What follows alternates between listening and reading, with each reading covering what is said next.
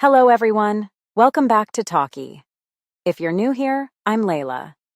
Today, we're going to dive into 10 common English idioms that you'll often hear in conversations.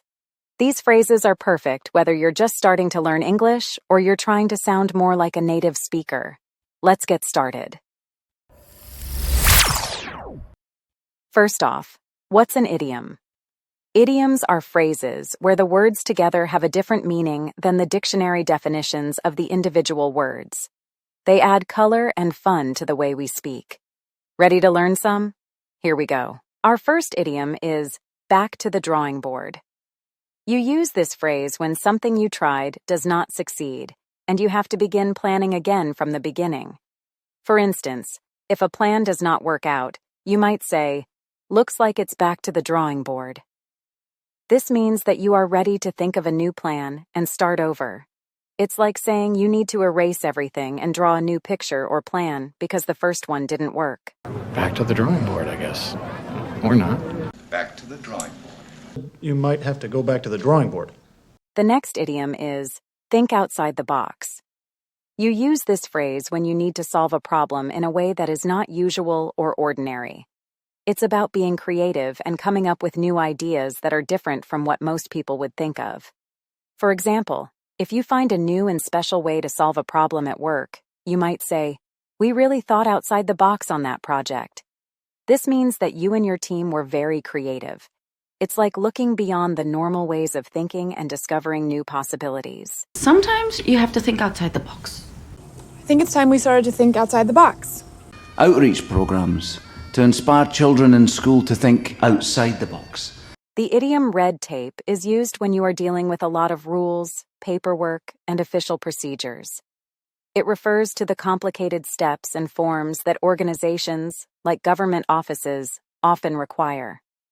For example, if you're trying to get permission from the government to build something, and the process is full of delays and paperwork, you might say, "There's so much red tape involved in this process."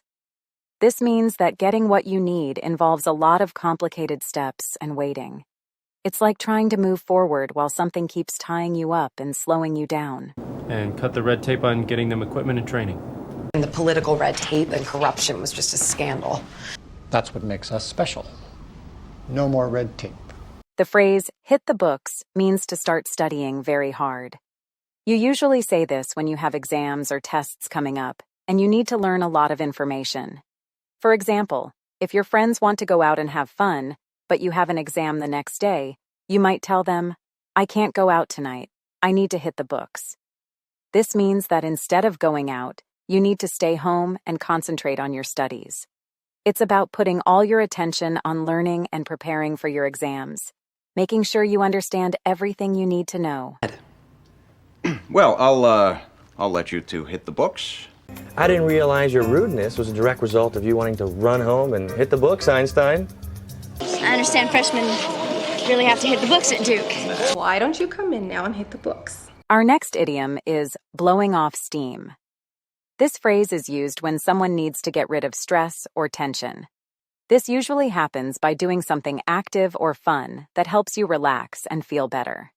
For example, if you had a tough day at work and feel very stressed, you might decide to go for a run. After running, you could tell someone, "I just needed to blow off some steam." This means that running helped you release the stress and made you feel more relaxed. It's like letting out all the built-up pressure in a safe and healthy way, so you can feel calm again. Blowing off steam in town. There she is. We better get back. So she's angry, that's okay. Blowing off steam, that's okay. But We're fighting in the parking lot. They were blowing off steam. They're just blowing off steam. Next up, we have the idiom, get the ball rolling. This phrase means to start something important or big. Think of it as pushing a ball to start it rolling down a hill. It keeps moving once you push it. For instance, in a work meeting when it's time to address key topics, you might say, "Let's get the ball rolling by discussing our main goals." This shows you're ready to focus on the important points and take the first step to get things moving, whether it's starting a discussion, a project, or any other action. Excuse me? Can I get the ball rolling? I just need to get the ball rolling, as it were. I know I've got to get the ball rolling on the organ donations right away. Now, let's talk about the idiom, call it a day. This is used when you decide to stop working on something for the day. You might say this after a long and productive day when you feel that you've done enough, or when you are simply too tired to continue.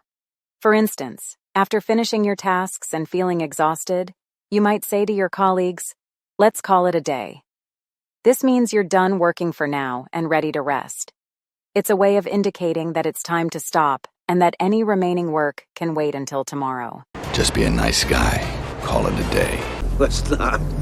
Let's call it a day. Oh, well done. That's it. Time to call it a day now. The idiom "under the weather" is a gentle way to say that you're not feeling well. It usually means you have something like a cold or just aren't feeling your best. For example, if you wake up with a sore throat and a headache, and you don't feel good enough to go to work, you might call your boss and say, "I can't come to work today. I'm feeling under the weather." This is a polite and common way to explain that you are sick without going into details about your illness. It simply lets others know that you need some time to rest and get better. Good. Now, I can see you're feeling somewhat under the weather. Just woke up feeling a little under the weather. Now, as well as Mr. Sloman being off today, I'm afraid Ash is feeling a little bit under the weather.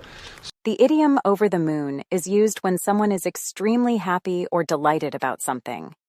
It means you are so joyful that it feels like you could jump high enough to go over the moon. For example, if you get a job that you really wanted, you might be so excited and happy that you say, "I'm over the moon about it."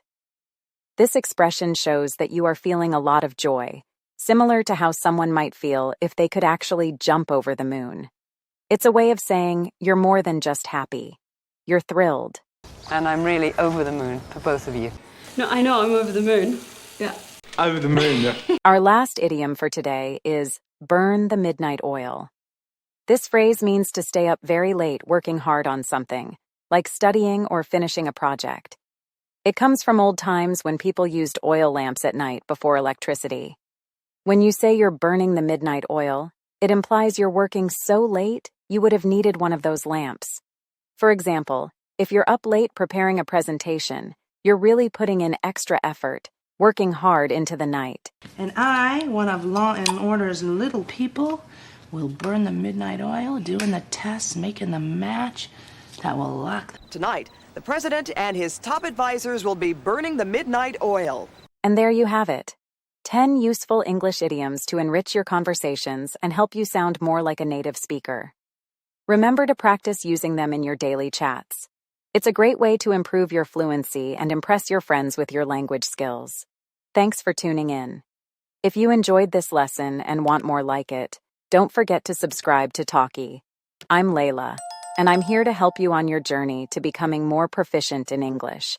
Keep practicing, and I look forward to seeing you in our next video. Until then, take care and happy learning.